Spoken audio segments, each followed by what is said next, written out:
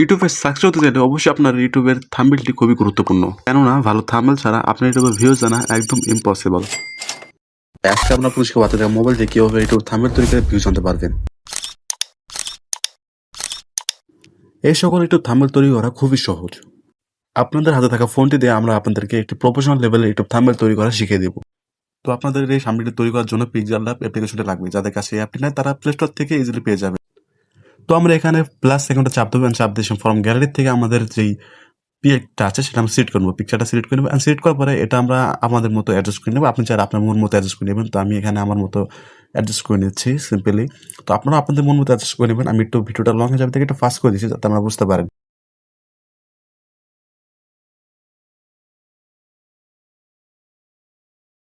তো সিম্পল আপনি এখানে লেয়ার ক্লিক করুন, ক্লিক করার পরে এই পিকচারটি লক করে রেখে দেবেন। তো আমরা সিম্পল লক করে দিচ্ছি। আমার দ্বিতীয় ইমেজটা সিম্পলি টেক্সটে যাবো।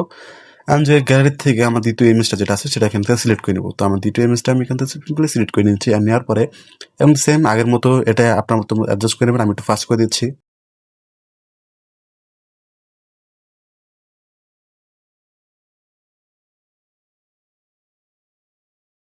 এই যে পিকটা আছে সেটা আমি সিলেক্ট করবো আরকি। যে আমার পিকচারটা আছে সেটা আমি সিলেক্ট করে নিয়েছি। এটা আমি মূলত পিকচার এডিট করেছি। আপনার কিভাবে এডিট করে সেটা আমি পরবর্তী ভিডিওতে দেখিয়ে দেব।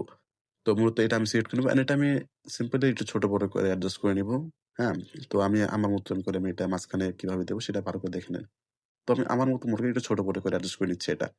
দেন এটা অ্যাডজাস্ট করার পরে আমি সিম্পলি আবার এটাকে গ্লোইং ইফেক্ট মানে আমি আমার মতো অ্যাডজাস্ট করে নিচ্ছি। আপনি একটু আপনার মতো অ্যাডজাস্ট করে নিবেন। দেন আমি এটা একটু ভালোভাবে করে একটু টাইম নিয়ে ভালোভাবে করে একটু কাজটা করতে হবে। তো আমি এটা সিম্পলি অ্যাডজাস্ট করে নিচ্ছি। অ্যান্ড এটা অ্যাডজাস্ট করার পরে আপনাদের এখানে একটা কাজ করতে হবে, সেটা হলো গিয়ে তো এটা অ্যাডজাস্ট করার পরে আপনারা সিম্পলি এখান থেকে শেপে ক্লিক করবেন। অ্যান্ড শেপে ক্লিক করার পরে আপনাদের যে শেপটা আছে সেটা সাইজ মতো ঠিক করে নেবেন। অ্যান্ড আমি এখানে কালারটা দিলাম ব্ল্যাক। দেওয়ার পরে এটা যে ব্যাকগ্রাউন্ডটা রিমুভ করে দিলাম। অ্যান্ড এটাকে আমি আমার মন মতো করে একটু অ্যাডজাস্ট করার চেষ্টা করবো।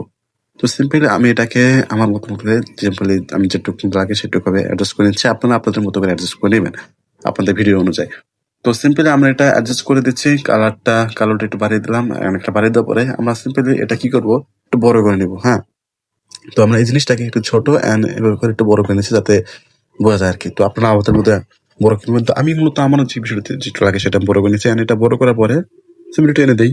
ফার্স্ট করে যাতে আপনি বুঝতে পারেন যে এটা কিভাবে বড় করছে। তো এটা এভাবে টেনে বড় করার পরে সিম্পল আমরা এটাকে রোটেট করে দেবো, ঘুরিয়ে দেবো। অ্যান্ড দেওয়ার পরে সিম্পল এখানে চাপ দেবো।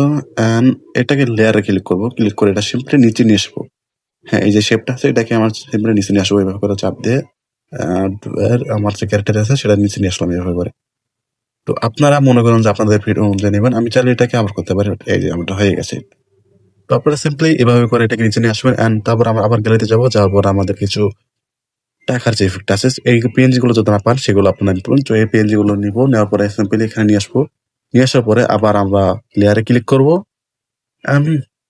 তো এখানে নিয়ে আসার পরে অ্যাডজাস্ট করলাম, লেয়ারে ক্লিক করলাম, করার পরে আবার এই যে ক্যারেক্টার সাথে চাপ দিয়ে ধরে সিম্পলি আমার ক্যারেক্টারের নিচে নিয়ে আসবো। তো সিম্পলি যে আমার ক্যারেক্টার আছে তার নিচে নিয়ে আসবো। সিম্পলি আমাদের একটা ফাংশন। আবার আমরা গ্যালারিতে যাবো। গ্যালারিতে যাওয়ার পরে এখান থেকে আবার আমরা যেটা আমরা সিলেক্ট করলাম। তো টাকাটা এখানে যে সিলেক্ট করার পর আবার পিএনজিটা। তো সিম্পলি এটা আমরা কি করবো, আমাদের মন মতো করে অ্যাডজাস্ট করে নেবো, ছোট বড় করে জায়গায় জায়গায় দিয়ে দেবো। এটা ফার্স্ট করে দিয়ে তখন বুঝতে পারেন।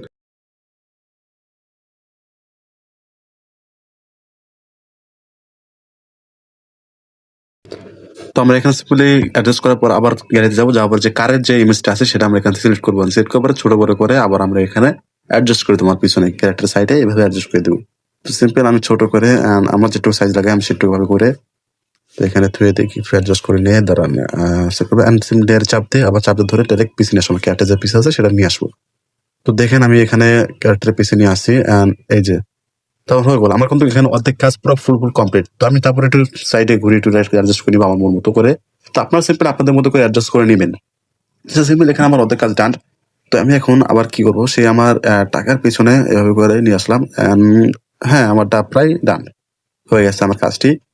তো এখন আমি কি করবো, যে এখন আমি আবার এখান থেকে একটা গ্লোয়িং ইফেক্ট অ্যাড করবো। তো আপনার গ্লোয়িং ইফেক্ট কিভাবে অ্যাড করবেন সেটা আপনাদের দেখাচ্ছি। তো সম্ভবত আমি কি করবো, এখন আপনাদের যে ক্যারেক্টারটি আছে তো সেখানে আমরা চাপ দেবো, সেখানে গ্লোয়িং ইফেক্ট করতে হবে। তো এর জন্য আমরা সিম্পলি এখান থেকে শ্যাডোতে চাপ দেবো। অ্যান্ড শ্যাডোটা বাড়িয়ে দেবো, ক্যারেক্টার চাপ দেবো, সেখান থেকে শ্যাডো বাড়িয়ে দেবো। তো শ্যাডো দেখতে পাচ্ছেন আমি একটু ইনক্রিজ করে দিচ্ছি। এখানে ব্ল্যাক কি কালার আপনার মতো কালার, আমি হোয়াইট কালার সিলেক্ট করলাম। তারপরে দেখছি ব্ল্যাক গ্লো কি সিলেক্ট করা যায়। সিম্পলি আমি হ্যাঁ, yellow কালারটা সিলেক্ট করি। তো এখান থেকে yellow কালার সিলেক্ট করলাম অ্যান্ড দেন আমি এটাকে বাড়িয়ে দিছি। ব্লারনেসটা যে সেখানে বাড়িয়ে দিছি। তো এটা কমপ্লিট করার পরে আমরা এখন কি করব? সেখান থেকে সিম্পলি আবার আমরা যাবো অ্যান্ড যাওয়ার পরে শ্যাডোতে ক্লিক করবো অ্যান্ড শ্যাডোটা ক্লিক করে দেবো। দেওয়ার পরে এই শ্যাডোটা করে দেবো আমরা কি হ্যাঁ, শ্যাডোটা ক্লিক করলাম, ব্ল্যাক কালার সিলেক্ট করলাম অ্যান্ড করার পরে ব্ল্যাক কালারটা ইনক্রিজ করে দেবো আমরা এখানে আবার ব্ল্যাক কালার ইনক্রিজ করে দিচ্ছি। হোয়াইট কালারটা বেশি সুন্দর লাগে, তো আমি হোয়াইট কালারটা হোয়াইট কালারটা করে দিলাম আমরা। তো এইভাবে করে আমার থাম্বনেলটা কিন্তু মোটামুটি তৈরি হয়ে গেছে, প্রায় সব কাজই শেষ, আর কোনো বাকি নেই কিছু। তারপর আমি একটা শেপ সিলেক্ট করলাম, দেন আবার একটু ইনক্রিজ করে নেবো। দেন আমি এখান থেকে শেপটাকে আমার সাইজ মতো করে নিলাম, করার পরে যাবো ব্ল্যাক কালার সিলেক্ট করবো, ইফেক্টে ক্লিক করবো অ্যান্ড এটা নিচে নিয়ে আসবো। নিচে নিয়ে আসার পরে সিম্পলি একটু নিচে করে দেবো অ্যান্ড হ্যাঁ, আমার প্রায় অর্ধেক কাজ ডান হয়ে গেছে। এখন আমি কি করবো? সিম্পলি আমার যে ভিডিওটা আছে বা থাম্বনেলটা আছে সেটা আমি এখন সেভ করে নেবো। তো আমার কিন্তু পুরো ফুল টুল সব কাজ শেষ। এখন আমি থাম্বনেলটা সেভ করবো। তো সেভ করার জন্য আপনাদের কি করতে হবে? সিম্পলি সেভ চাপ দিতে হবে, সেভ এস চাপ দিতে হবে। এটাকে যে আছে না, আল্ট্রা সিলেক্ট করতে হবে। আল্ট্রা সিলেক্ট করলে কি ভিডিওটা থাম্বনেলটা ফাটবে না। তো আল্ট্রা সিলেক্ট করবেন, করার পরে আপনারা সিম্পলি এটাকে সেভ টু গ্যালারি চাপ দিবেন অ্যান্ড সেভ হয়ে গেছে আপনার থাম্বনেলটি।